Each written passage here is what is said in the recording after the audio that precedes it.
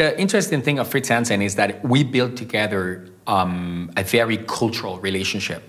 It's not just like this kind of typical, I send you a brief, you give me a solution. A kind of like producer-designer relationship. No. Here we're talking about culture. This is real culture of design.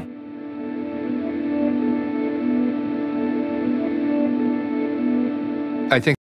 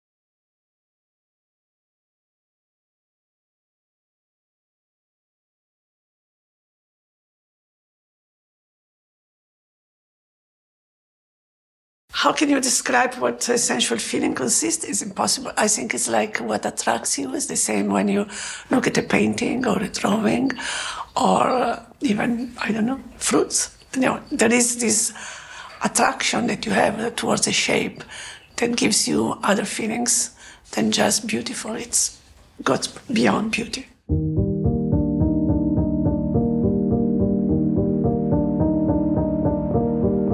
The sensuality of a shape, design, it's about what attracts you. It's like when I look at the egg chair, it gives me a sense of, it's a sensual shape. It's like the nude of a woman when you look at the nude drawing, and you have this, you don't need clothes, you don't need anything. he was a humanist, and he chose the garden rather than the factory. Ja, han er jo en fantastisk evne til at se på ting og få dem til at se rigtige ud, ikke? In 1958, Fritz Hansen licensed a new process of making synthetic foam rubber, and they called Arne Jacobsen and said, "Do you have any ideas?" And Jacobsen said, "I'm designing a hotel in the center of Copenhagen." And in the hotel lobby, Jacobsen wanted to make a chair that would allow travelers to feel comfortable. And so he designs this shell that sort of wraps the body and allows them to feel like they're in their own zone. Nobody needs to feel alone when they're sitting in an egg chair. I det der rum, som vi havde lejet 100 meter væk fra hans egen bolig, hvor han kom farende over.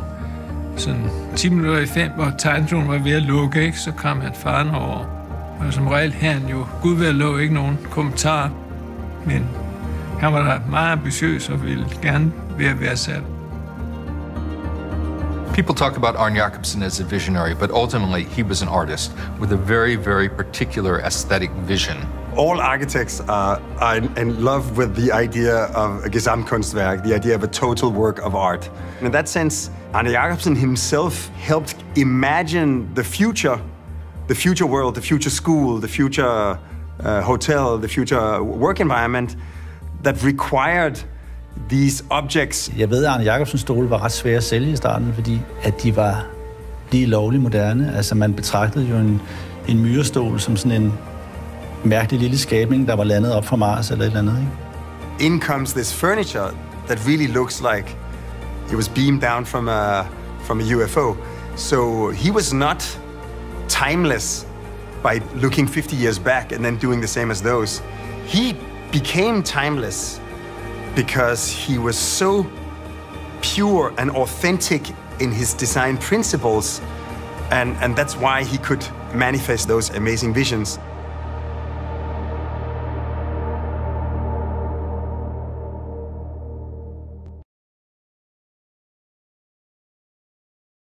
I virkeligheden så kan man sige, at han kom helt tilbage til the basic. Altså vi havde konstruktionen, og konstruktionen blev smuk. Den havde en skønhed i sig selv. Og på mange måder så var hans møbler som, man kan næsten sige, kunst som en skulptur, der stod i rummet.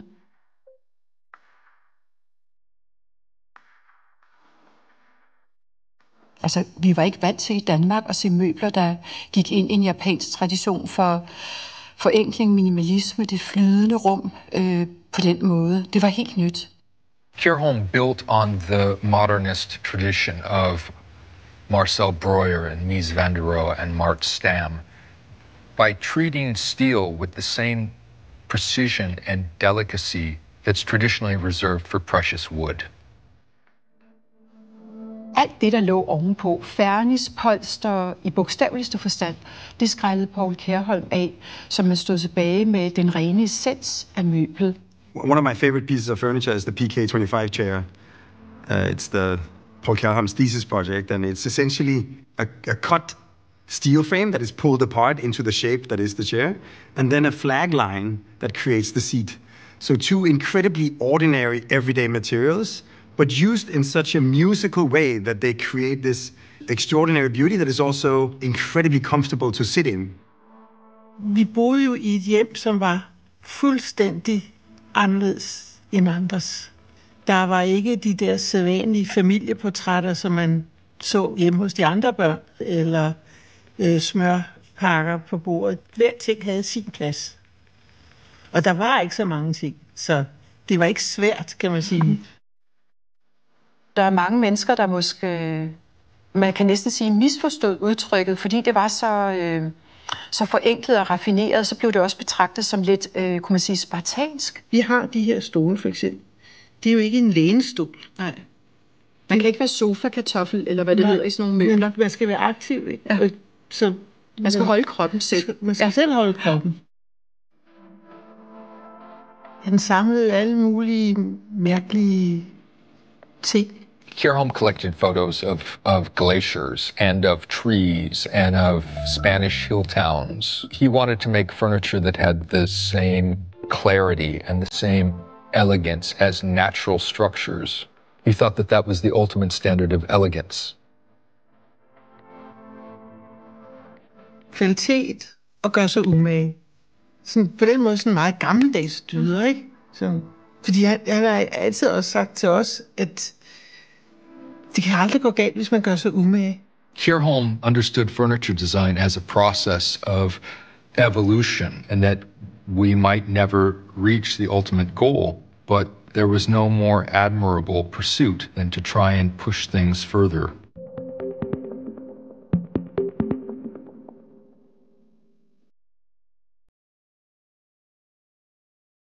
Extraordinary design is something that gives me a feeling of almost a heartbeat, and I say, oh my God, I've never seen this before.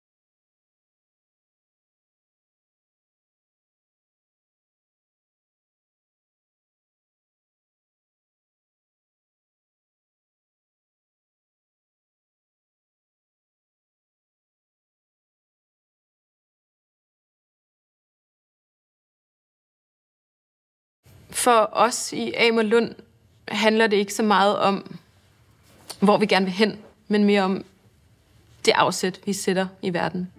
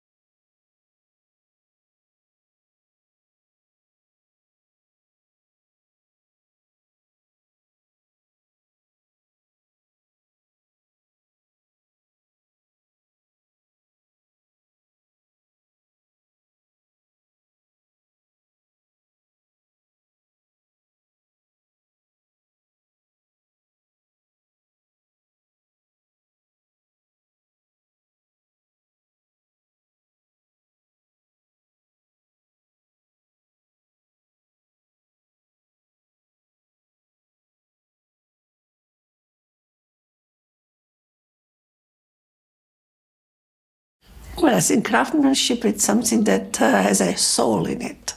You know, it's like something that also today we really need to protect craftsmanship all over the world. Without craftsmanship, we are losing the most important part of the